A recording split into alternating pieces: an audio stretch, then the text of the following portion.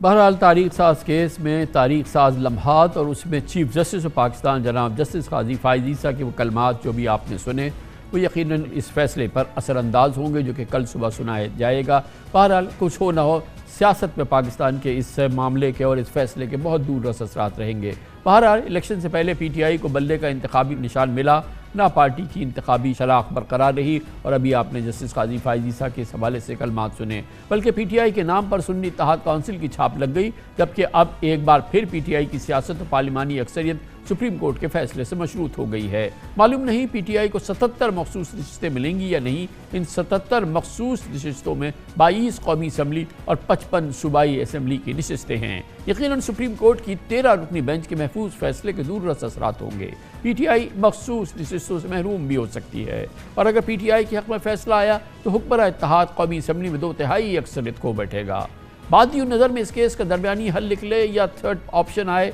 इसके मुताल्लिक फैसले आने का कभी इम्कान है, जिसमें पार्लियामेंट को इस मामले की वजाहत के लिए इलेक्शन एक्ट में तरमीम या नई कानून साजी की भी हिदायत दी जा सकती है। बहरहाल सवाल यह है कि PTI के आज़ाद अरकान के हिस्से की मखसूस नशिस्तें अगर सुन्नी इत्तेहाद काउंसिल को नहीं मिल सकती तो दीगर सियासी जमातों को कैसे मिल जाएंगी। इस पूरे पस मंज़र में ऐसा तासुर भी मिल रहा है जैसे इमरान खान ने हर किस्म के फैसले की मुखालफत का तहिया कर लिया है, क्योंकि परसों सुप्रीम कोर्ट में जमा कराई गई माजूरात में बानी PTI ने तहरीरी तौर पर चीफ जस्टिस काजी फ़ाइज़ ईसा पर अपने अदम एतमाद का इजहार किया है और कहा है कि इंसाफ का तकाजा है कि चीफ जस्टिस उनकी और PTI के केसेस से ख़ुद को अलहदा कर लें। बहुत अहम ये केस है जो उसका फ़ैसला कुल मरला है और कल इसका बाकायदा फ़ैसला आ जाएगा। इस फैसले को बहुत करीबी जायज़ा लिया है, इसको ऑब्ज़र्व किया है, इसको कवर किया है हमारे नामवर सीनियर सहाफ़ी हैं आमिर सईद अब्बासी अदालती उमूर के, और हमें इस्लामाबाद से ज्वाइन कर रही हैं मरियम नवाज़, एक और बहुत उम्दा सहाफ़ी अदालती उमूर की जो कि हमारे साथ इस्लामाबाद से मौजूद हैं। बहुत बहुत शुक्रिया मरियम नवाज़ साहिबा, आमिर सईद अब्बासी साहब। ये फरमाइएगा कि आज भी ये गुमान क्या इस बात का यकीन हो गया है कि कोई एक फ़ैसला हो गया है, क्योंकि कल भी और आज भी कई घंटे ये 13 रुकनी फुल कोर्ट जो है वो इसमें ज़ाहिर है कि गुफ्तगू होती रही, बहस व मुबाहिसा होता रहा। इसके फ़ैसले पे पहुँचने के लिए ज़ाहिर है कि एक अक्सरियत दरकार है। 7 जजेस जिस जानिब होंगे बेशमूल चीफ जस्टिस, वहाँ पर इसका फ़ैसला आएगा। तो क्या हमें लग रहा है कि ये अब फ़ैसला हो चुका है? आमिर सईद अब्बासी साहब। जी कामिल साहब, ये पाकिस्तान की तारीख़ का तो बहुत अहम मुकदमा है ही, लेकिन इसके जो मुख्तलिफ मराहल आए और उसके बाद जो डेलिब्रेशंस हुई, इससे पहले तारीख़ में ऐसे नहीं मिलता कि एक बेंच है उसने केस सुना और उस केस के हेयरिंग के बाद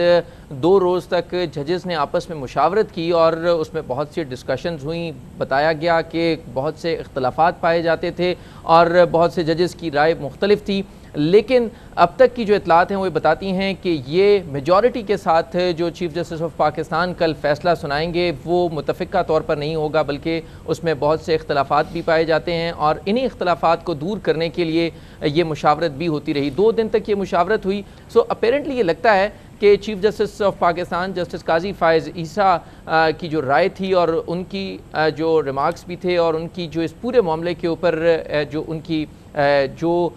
राय है वही प्रिवेल कर रही है, और वही क्योंकि कल ख़ुद फ़ैसला सुना रहे हैं, लिहाजा दीगर जो जजेस हैं, जो रिमार्क्स में हमने देखा कि बहुत से इख्तलाफात पाए जाते थे, बहुत से मुख्तलिफ सवालात किए जाते थे, बहुत से जो जजेस हैं वो ये समझते थे कि इसके अंदर शायद आइन के आर्टिकल 187 के हद तक कंप्लीट जस्टिस की भी बात होती रही, लेकिन लगता है ऐसे है कि शायद इसके ऊपर ये तो बहरहाल अब फैसला आएगा जब चीफ जस्टिस खुद 2 टोक अंदाज में ये कह रहे हैं कि उनके फ़ैसले को गलत इंटरप्रेट किया है सुप्रीम कोर्ट ने। गलत हुआ कि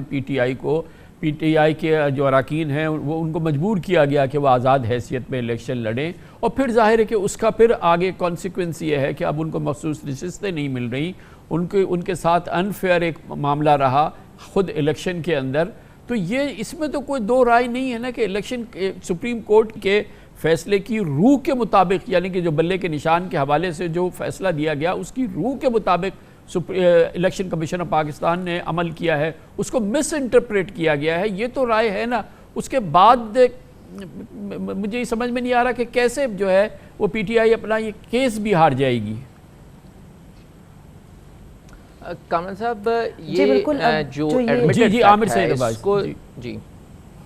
जी जी, ये कामरान साहब एडमिटेड है, इस पे तमाम जजेस ने जब सवालात भी किए, इलेक्शन कमीशन के पास कोई जवाब नहीं था और इलेक्शन कमीशन ने भी कहा कि वो इसका ना तो कोई दिफा करेंगे और ना ही वो इसकी कोई हिमायत करेंगे कि जो 13 जनवरी का फ़ैसला था उसको इलेक्शन कमीशन ने दुरुस्त इंटरप्रेट किया या नहीं किया। तो जो फ़ैसला होगा ये ना तो कोई अपील अलाउ होगी ना डिसमिसल होगी, मुझे ये लगता है कि ये dispose of with certain directions होगी और इसमें इलेक्शन कमीशन को भी डायरेक्शंस होंगी कि इलेक्शन कमीशन ने जो गलती की है उसको भी दुरुस्त किया जाएगा। और इसके साथ साथ क्योंकि सुन्नी इत्तेहाद कौंसिल ने इलेक्शन से पहले नहीं जो लिस्ट दी थी इसलिए उनको भी नशिस्तें मिलने के इम्कानात कम हैं। तीसरी जो अहम बात है वो ये है कि इस बात के ऊपर भी बेशतर जजेस एग्रीड थे कि ये जो नशिस्तें हैं ये बाकी जमातों में तकसीम नहीं की जा सकती, इनकी बंदर बांट नहीं हो सकती, इस हद तक भी बात दुरुस्त है। लेकिन अब यहाँ पर मामला बज़ाहिर ये लगता है कि सुप्रीम कोर्ट ऑफ पाकिस्तान इसको ख़त्म करके जो नशिस्तें गवर्नमेंट के पास हैं और मामला दोबारा जब पार्लियामेंट को भेजेगी कि वो इस एम्बिग्विटी को ख़त्म कर दें, क्योंकि अभाम है।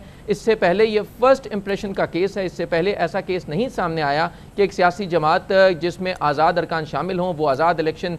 उस इलेक्शन में हिस्सा न ले आम इंतखाबात में और बाद में उसमें इतनी तादाद में लोग आ जाएं, तो क्या वो मखसूस नशिस्तें डिमांड कर सकती है या नहीं कर सकती। तो बज़ाहिर यही लगता है कि देखिए अब इसमें समझ गया आपकी बात। मरियम साहब आप मुझे ये बताएं कि देखें पहले ही अब सुप्रीम कोर्ट में बात तय हो गई है कि जो इंतखाबी निशान के हवाले से सुप्रीम कोर्ट का फैसला था उसमें इबाम था, गोया कि सुप्रीम कोर्ट के जहन में नहीं था, लेकिन खुद इलेक्शन कमीशन ऑफ पाकिस्तान उसको सही तरह पे तशरीह नहीं कर सका। बज़ाहिर तो पीटीआई भी खुद उसकी सही तरह से तशरीह नहीं कर सकी और उसके नतीजे में एक बहुत ही गुंजलक सूरत हाल ने जन्म लिया। यकीनन जो इंतखाबी निशान का फैसला दिया सुप्रीम कोर्ट की 3 रुकनी बेंच ने उसके हवाले से भी बहुत ज़्यादा तनाज़ है। क्या ये मुमकिन है कि कल का फैसला मज़ीद कोई इबाम जन्म दे दे और इस हवाले से कोई दो टोक अवाम के सामने सूरत हाल नज़र ना आए? क्या इस बात का इम्कान है? क्योंकि जो मैं गुफ्तगू सुन रहा हूँ उसमें मुझे लग रहा है कि शायद कोई इबामी कैफियत जो है वो सुप्रीम कोर्ट जन्म दे के आगे बढ़ जाए। देखिए कामरान साहब, अगर supreme court of Pakistan Peshawar high court और इलेक्शन कमीशन के फैसले को बरकरार रखती है तो फिर वो अभामी सूरत हाल अपनी जगह कायम रहेगी। लेकिन अगर जजेस जाते हैं उस तशरीह की तरफ जिसकी हम कुछ देर पहले बात कर रहे थे कि वो ये कहते हैं कि इलेक्शन कमीशन से हो गई गलती इंटरप्रिटेशन में, अब हमें उसको दुरुस्त करना है। इंतखाबात से पहले और इंतखाबात के बाद जो भी एपिसोड होती रही पीटीआई के कैंडिडेट्स को लेकर के उसको अब सुप्रीम कोर्ट दुरुस्त करेगी, क्योंकि in the end of the day voter है जिसका राइट है, जिसने वोट दिया है पीटीआई को, उसके राइट को अगर सुप्रीम कोर्ट उसके तहफ़्फ़ुज़ की तरफ जाती है और तशरीह इस तरीके से करती है तो फिर जो ये गलतियां हैं उनमें कोई सुधार हो सकता है या उन इंटरप्रिटेशंस को भी ठीक किया जा सकता है। लेकिन अगर straight away Peshawar high court के फैसले को अपहेल्ड किया गया, बाकी पीडीएम की जमातों में ये नशिस्तें बांटी गई, तो फिर जो ये भाम किसी कैफियत थी अपनी जगह बरकरार रहेगी मेरे ख्याल में। बहुत बहुत शुक्रिया। मरियम नवाज़ हमारे साथ मौजूद थी, बहुत उम्दा रिपोर्टर हैं सुप्रीम कोर्ट अफेयर्स के और सीनियर कॉरेस्पॉन्डेंट हैं अदालती उमूर के, बहुत ही मुस्तनद सहाफ़ी आमिर सईद अब्बासी। बहुत बहुत शुक्रिया